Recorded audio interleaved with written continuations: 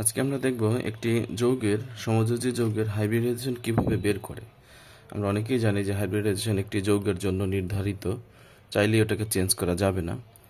তো এই হাইব্রিডাইজেশন না জানলে কিন্তু তুমি সেটার আণবিক অরবিটালের চিত্র বা অন্য যে কোনো ক্যারেক্টারিস্টিক্স কিন্তু বের করতে পারবে না। তাই প্রথমেই জানা উচিত যে একটি যৌগের হাইব্রিডাইজেশনটা কী। তো এটার জন্য টেকনিকটা হচ্ছে, আমাদের যে যৌগটা থাকবে সেই যৌগের যে পরমাণুরা থাকবে সেই পরমাণুগুলোর লাস্ট শেলে যে ইলেকট্রনটা থাকবে সে সকল ইলেকট্রনকে আমাদেরকে যোগ করতে হবে। সেই যোগফল যদি 2 থেকে 8-এর মধ্যে হয় তাহলে তাকে আমরা 2 দিয়ে ভাগ করব, আর যদি সেই যোগফল 8-এর বেশি হয় তাহলে তাকে আমরা 8 দিয়ে ভাগ করব। একাধিক ধাপে যদি সেই ভাগফলটা নিঃশেষে বিভাজ্য হয় তাহলে ভাগফলগুলোকে যোগ করতে হবে। তা আমরা উদাহরণ দেখি।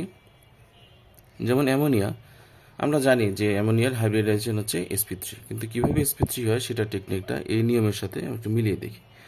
নাইট্রোজেনের লাস্ট শেলের ইলেকট্রন হচ্ছে 5টা, একটা হাইড্রোজেনের লাস্ট শেলের ইলেকট্রন হচ্ছে 1টা, এরকম হাইড্রোজেন রয়েছে 3টা, তাহলে 3 একে 3, মোট ইলেকট্রন সংখ্যা হচ্ছে 8।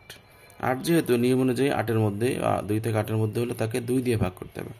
তাই এটাকে আমরা 2 দিয়ে ভাগ করলাম, ভাগফল পেলাম আমরা 4 যেহেতু, তাই এটা হচ্ছে sp3, অর্থাৎ একটা s এবং 3টা p।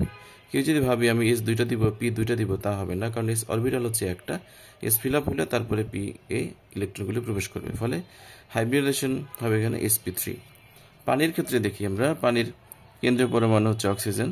তো হাইড্রোজেন হচ্ছে 2টা, 2 একে 2, অক্সিজেনের লাস্ট শেলে ইলেকট্রন হচ্ছে 6টা, মোট ইলেকট্রন হচ্ছে 8টা, একইভাবে 2 দিয়ে ভাগ করলে 4, মানে sp3।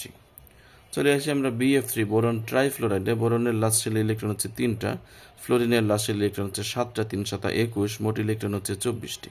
24কে তাহলে আমরা যেহেতু 8-এর বেশি হয়ে গেছে তাই তাকে আমরা 8 দিয়ে ভাগ করব, এবং 8 দিয়ে ভাগ করলে নিঃশেষে বিভাজ্য হচ্ছে, ভাগফল হচ্ছে 3 মানে হচ্ছে sp2। চলে আসি আমরা, সবগুলি গেল একটি ধাপে। এরপরে আমরা এটাই আসি C2H2, অর্থাৎ অ্যাসিটিলিন বা ইথাইন। এক্ষেত্রে দেখতেছি আমরা কার্বন হচ্ছে 2টা, 4 দুগুণে 8, হাইড্রোজেনের 2টা, 2 একে 2, মোট ইলেকট্রন হচ্ছে 10টা। যেহেতু 8-এর বেশি হয়েছে তাই এখানে আমরা 8 দিয়ে ভাগ করব, ভাগফল হচ্ছে 1, নিঃশেষে বিভাজ্য হয়নি তাই বিয়োগ হচ্ছে 2।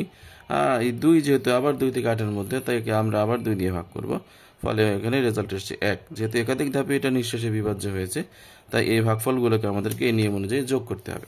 যোগ করলে আসছে 2, এবং 2 হওয়ার কারণে এটা হবে sp হাইব্রিডাইজেশনের।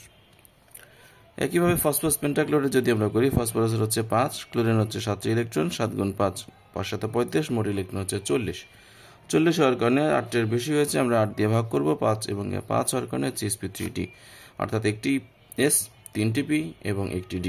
এখানে একটি s এর পরে কেউ 4টি p দিতে পারবো না, কারণ p অরবিটাল 4টি নেই, p অরবিটাল আছেই 3টি। এইভাবে খুব সহজেই আমরা একটি যৌগের হাইব্রিডাইজেশন বের করতে পারি। সবাইকে ধন্যবাদ।